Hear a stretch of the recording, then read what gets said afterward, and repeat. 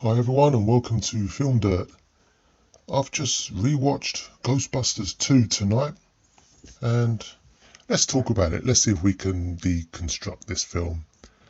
It came out in 1989, so a few years after the first movie, and by now the Ghostbusters appear to be out of business and in other jobs, and it's interesting that they're kind of still doing children's parties and guest appearances as Ghostbusters. That's quite amusing. And there's a discovery of some paranormal slime under New York, which evidently brings them back into business. Now, as far as I can see, all of the main crew from the first movie are back, and it's still directed by Ivan Reitman, which is fantastic. And doesn't seem to be the same appeal of the first film that's carried over to here, and that's a shame because I think they really got something with the first film, and it had that charm, and this film is just a little bit boring in places, if I'm perfectly honest. Some of the jokes are quite funny, and the tone of the movie, it's just a bit meh. And the scene in the courthouse with the Scaleri brothers, I mean, that's quite amusing. That was the scene that really showed that we're now in a slapstick comedy, whereas the first movie just seemed a bit more, I wouldn't say real, because how can Ghostbusters be real, but I think it just seemed more plausible, let's say, and a day in the life of an exterminations business. Whereas this is just purely slapstick, and it's just a little bit, unnatural and just a bit boring. Like I said, the key ingredients that made the first film great are not here. So what have we got here? We've got some of the same paranormal jargon and mumbo jumbo, and now they're using slime shooters to to defeat the river of slime and everything that comes with it, including a demon god embedded in a painting. I think the demon's name is Vigo. It's all very interesting, but it just doesn't wow you like a giant Stay Puft Marshmallow Man walking down New York. Yeah, that's an event. That's in your face, and it's bizarre. But this is just, like I keep saying, it's just not on the same level. And I think I'm going to keep saying that when I'm talking about Ghostbusters 2. The little threads that are set up, like the possessed train under New York, I thought that was interesting.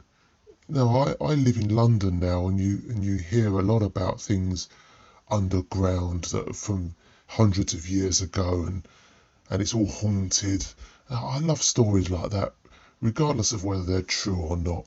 And I find all that interesting. I know New York is such an old city as well. You could believe any paranormal story, and it's all very interesting and intriguing, isn't it? So they've tried to introduce some more of that here, and everyone's brought their A game really, and there's a lot of comedy and just much more slapstick than there was in the first film. The first film was subtle.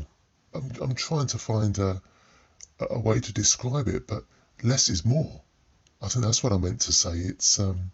It was just there, and it just seemed so normal, and it wasn't like overacting or too much effort being made to make you laugh. Whereas this film, I think it's just all a little bit desperate. But the performances are great, and yeah, it's all interesting. And you've got the walking Statue of Liberty, which isn't the same as the Stay Puft Marshmallow Man, because that's just completely ridiculous. So it's appealing in a different way, and you've got to encourage good feelings to overcome evil, and that's a nice touch as well. That wouldn't have worked in the first movie Because I think the first movie, as I said, is just more grounded, I guess. So you've got a slightly different tone here with this movie. But it's good to see the old gang back. You know, they're all here. Like I said, even the director is back. I'm sure the writers had a lot of fun with this. But it is just a little bit too different in tone and quality to the first movie. Yeah, it's enjoyable if you've got kids, but my kids got a little bit bored at certain times, mainly in the middle of the movie. I enjoyed all the paranormal talk and some of the set pieces towards the end, but in the scenes where we're anywhere around the museum and talking about the painting, it's just it's just not interesting enough to get you fully invested, and that's a shame. But overall, it's okay. It's just okay. It's not bad. It's definitely above average for me. So I'm going to give this 3 stars. Let's say it's a generous three stars, because it's not great, but it's not bad either. It's just good to see the gang back doing their thing, different tone of a movie, and the script isn't great. I think they needed to hone the script more. That's a funny thing to say in itself, because there's quite a few years between this film and the previous film that came out in '84. Yeah, they should have just spent a little bit more development time just getting the essence of the first movie into this one. And the overall film just looks a little bit clean as well, like it's made for TV. The original had a cinematic look, like it was shot on film, and it had all the qualities of film. And this one doesn't have that quality. It does look like an extended TV special.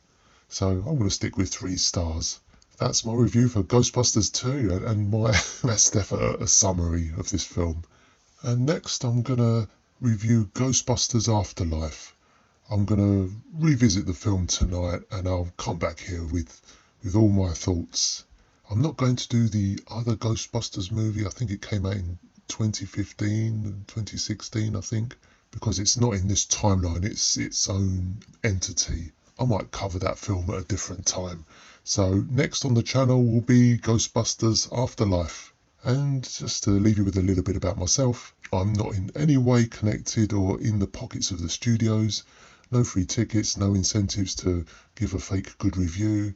All my reviews are genuine and unbiased, as always. Thanks again. It was good speaking to you. Join me for another review again. Take care.